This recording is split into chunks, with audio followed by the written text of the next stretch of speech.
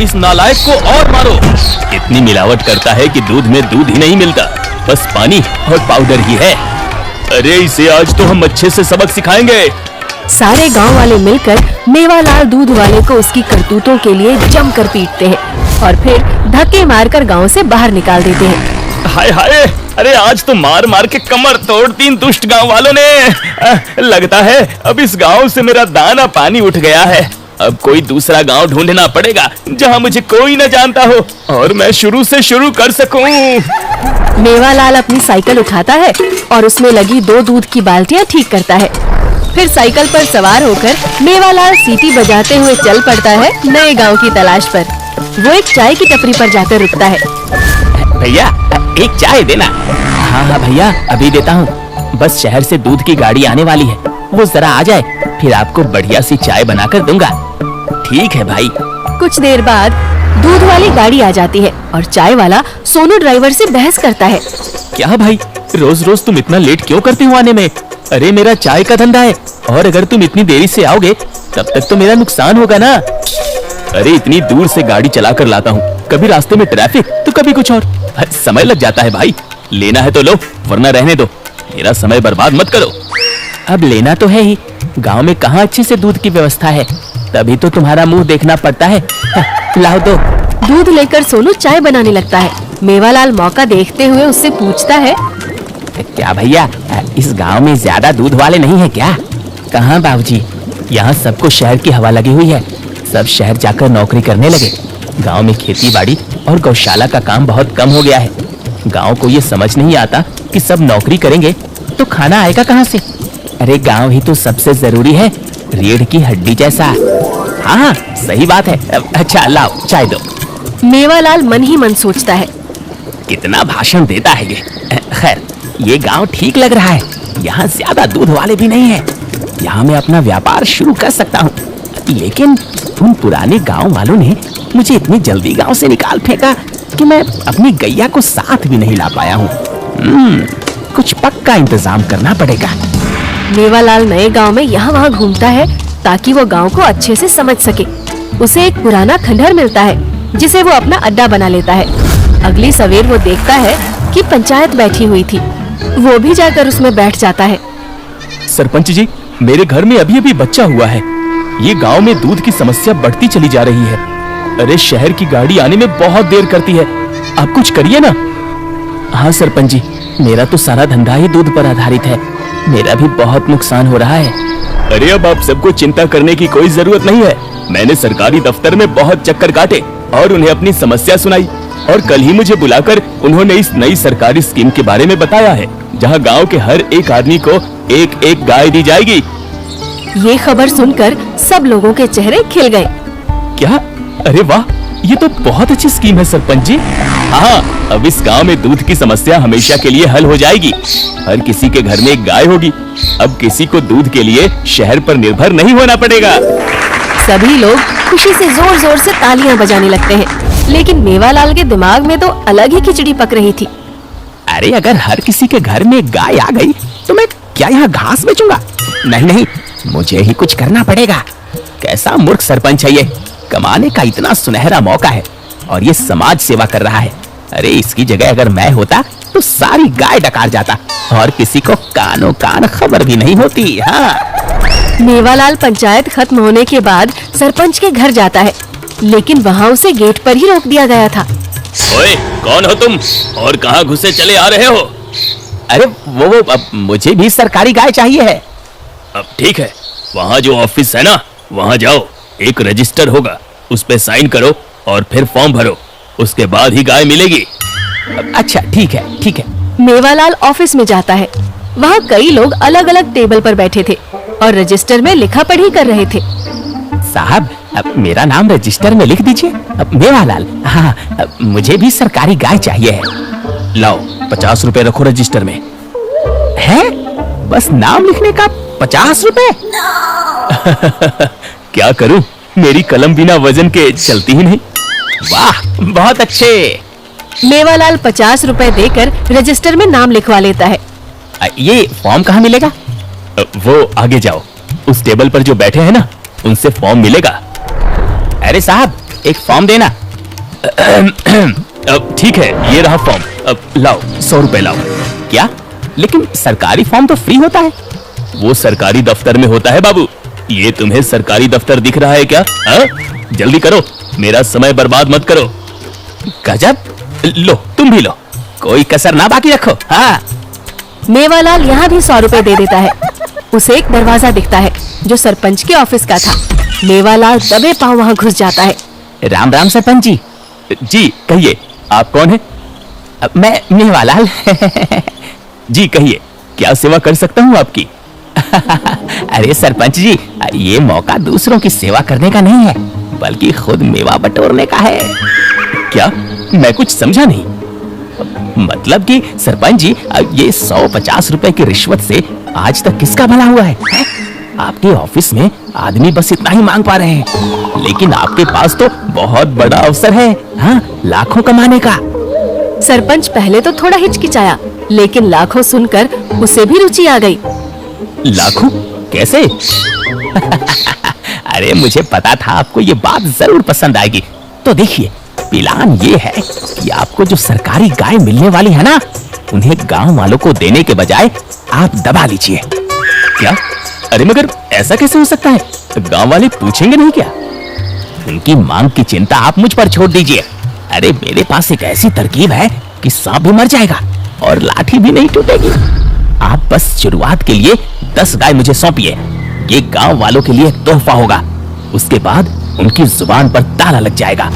फिर आप बाकी सारी गाय मुझे दे दीजिएगा और फिर देखिए मैं इस गांव की मिट्टी से दूध का साम्राज्य कैसे खड़ा करता हूँ। हाँ, लेकिन तुम ऐसा क्यों करोगे? आप बस आम खाइए, गुठलियों की चिंता मत करिए, मगर हाँ, ये ध्यान रखिएगा कि आपको सारी गाय मुझे ही देनी होगी। हाँ हाँ, क्यों नहीं, अगर तुम हमें फायदा करवाओगे तो हम भी अपना वादा निभाएंगे। ठीक है, फिर कल मिलते हैं। आप 10 गाय तैयार रखिएगा। मेवालाल झूमता हुआ चला जाता है और सरपंच खुद से कहता है, देखते हैं ये दूध वाला क्या कर सकता है, इसे भी आजमा लेता हूँ। अगले दिन मक्खन प्रसाद मेवालाल को 10 गाय देता है और मेवालाल उन्हें लेकर अपने खंडहर में जाता है, जहाँ उसका बसेरा था। कुछ देर बाद वो सभी गायों को लेकर वापस आ जाता है। जाइए सरपंच जी, बांट दीजिए इन्हें गांव वालों में और बस खेल शुरू होने का इंतजार करिए। मक्खन प्रसाद गायों को ले जाता है और सभा बुलाता है। गांव वालों, ये 10 गाय सरकार ने भेजी है, एक तरह से सैंपल के रूप में। कोई भी 10 लोग इन्हें अपने साथ ले जाइए और इनका पालन पोषण करें। बाकी की गाय 1 हफ्ते में आ जाएगी। वाह वाह, कितनी चुस्त दुरुस्त लग रही है ये गाय। क्या बात है, लगता है अब हमारे गांव के दिन सुधर जाएंगे। अब गांव में फिर से खुशहाली छाएगी। जय हो, जय हो। मक्खन प्रसाद मेवालाल के कहे अनुसार गांव वालों में गाय बांट देता है। 2 दिन बीत जाते हैं मगर कुछ भी नहीं होता। गुस्से में मक्खन प्रसाद मेवालाल को बुलवाता है। ये क्या किया तुमने? तुम्हारे कहने पर मैंने मुफ्त में गाय बांट दी। इससे अच्छा कम से कम 150 मिल तो रहे थे फॉर्म के बदले में। अरे अरे, सब्र रखिए मालिक, अभी बस मेरा खेल शुरू होने ही वाला है। मक्खन प्रसाद कुछ और कहता, इससे पहले ही उसके पास एक आदमी भागा भागा आता है। सरपंच जी, बाहर बहुत सारे लोग इकट्ठा हो गए हैं गाय वापस लौटाने के लिए। जल्दी चलिए। मेवालाल मुस्कुराता है और सब भागकर बाहर जाते हैं। क्या हुआ भाइयों, अब आप लोग यहाँ कैसे? अरे सरपंच जी, ये कैसे बेकार गाय दी है सरकार ने? ये सरकार बस दिखावा करना जानती है। सरकारी स्कीम सब ऐसी ही होती है। हाँ, और नहीं तो क्या, बिल्कुल बेकार गाय दे दी ताकि न्यूज़पेपर में इनका वाहवाही हो जाए और लोग मूर्ख बनते रहे। अरे ये गाय ना दूध देती है ना कुछ, ऊपर से बीमार रहती है वो अलग। क्या? मगर ऐसा कैसे हो सकता है? हमें क्या पता सरपंच जी, आप बस ये गाय वापस ले लीजिए और सरकारी दफ्तरों में लेकर इन्हें खड़ा कर दीजिए। वहीं पाले ऐसी बेकार गाय। और हाँ, उनसे ये भी कह दीजिएगा कि हमें और गाय नहीं चाहिए। 2 दिन इनकी सेवा करके ही हम तर गए हैं। चलो भाइयों। गांव वाले गुस्से में वहाँ से वापस चले जाते हैं और मेवालाल हंसने लगता है। लीजिए, हो गया ना आपका काम। हाँ, मगर तुमने ये सब किया कैसे? अरे कुछ खास नहीं, बस सभी गायों को एक एक इंजेक्शन दिया और काम बन गया। अब बाकी की गाय अपने आदमियों को कहकर मेरे अड्डे पर पहुंचा दीजिएगा। कल से मेरा दूध का व्यापार शुरू होगा। और आपको महीने के महीने आपका हिस्सा मिल जाएगा। हाँ। मेवालाल मस्तानी चाल में झूमता हुआ चला जाता है। मक्खन प्रसाद का वॉचमैन आकर उससे कहता है, सरपंच जी, ये मुझे बहुत देरशाना लग रहा है। अरे आपको तो ये एकदम ढक्कन समझ रहा है। ऐसा लग रहा है कि सरपंच आप नहीं बल्कि ये खुद है। ओह, अब क्या सच में? नहीं नहीं, सरपंच तो मैं ही हूँ। अब तुम तो जानते हो ना। वॉचमैन अपने सिर पर हाथ पीटकर वहाँ से चला जाता है। लेकिन मक्खन प्रसाद का दिमाग अब घूम गया था। वो मेवालाल को लेकर सतर्क हो गया था। अगले दिन से मेवालाल ने अपना दूध का व्यापार शुरू कर दिया। उसे सारी गाय मिल गई थी और साथ में उसने कुछ विश्वसनीय आदमी भी रख लिए थे जो काम में उसकी मदद कर सके। आयो रे आयो, दूध वाला आयो, लायो रे लायो, अपने अपने बर्तन लायो। अरे मेवालाल, तुम तो बिल्कुल किसी देवता की तरह हमारे गांव में प्रकट हुए हो। तुम जब से आए हो दूध की सारी समस्या हल हो गई है, वरना हमारा गांव तो दूध की एक एक बूंद के लिए शहर पर निर्भर था। हाँ, और ऊपर से वो गाय जो सरकार हमें थमाना चाह रही थी। बिल्कुल बेकार। अरे ये तो आप लोग का बड़कपन है जो मुझ बंजारे को अपने गांव में शरण दी, वरना मैं तो कुछ भी नहीं हूँ। हाँ, बात तो सही है, हो तो तुम कुछ भी नहीं, लेकिन सवाल ये है कि एक बंजारे के पास इतना दूध आखिर आ कहाँ से रहा है जो तुम पूरे गांव में दूध दे रहे हो?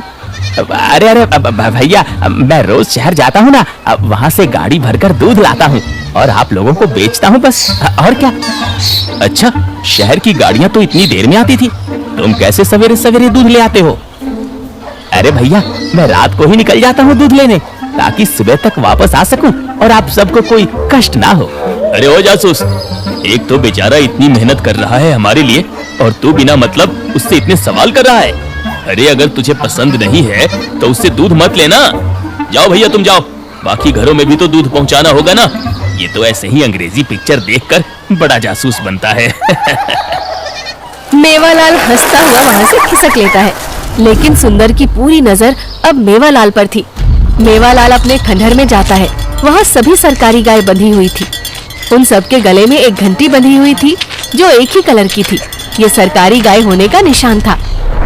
मेरी प्यारी गायों, तुम सबको भरपेट चारा मिलेगा क्योंकि तुम गाय नहीं हो, तुम तो मेरे लिए सोने के अंडे देने वाली मुर्गी हो, मुर्गी।